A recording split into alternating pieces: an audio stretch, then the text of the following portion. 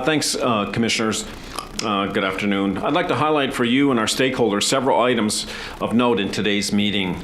Commissioners, I'm very pleased to announce that the Port has reached a tentative lease and operating agreement with the airlines operating at SeaTac Airport.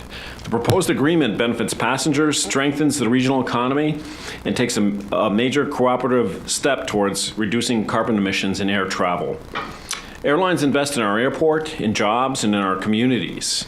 We want them all to be successful here, and we've been able to strike the right balance as evidenced by being able to come to an agreement.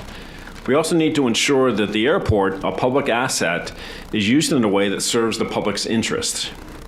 Thanks to the work of all parties, we have a tentative agreement that advances those objectives.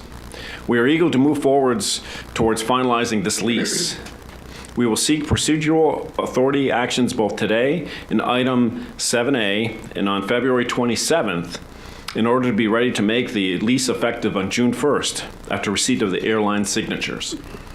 Many Port staff contributed to this achievement, but I want to recognize 4 people in particular for their leadership in getting this agreement across the finish line. Lance Little, Isabel Sephora, and Morgan Anderson. There are plans to recognize the efforts of this hardworking cross-port team.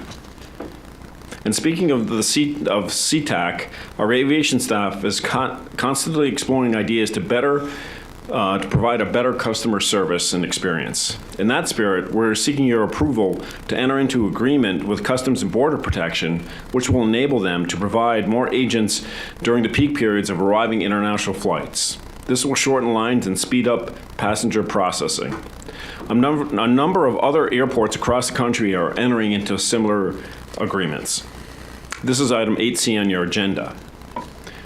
Switching to our maritime business, Commissioners, today we're asking you to authorize what will be the first capital project of our port crews to upgrade stormwater facilities at Terminal 18. This project is part of our ongoing commitment to protect and improve the water quality in Puget Sound. This is item 8B of your agenda.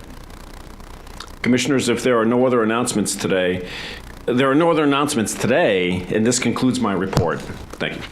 Thank you, Executive Director Metrick. It's great to have you with us.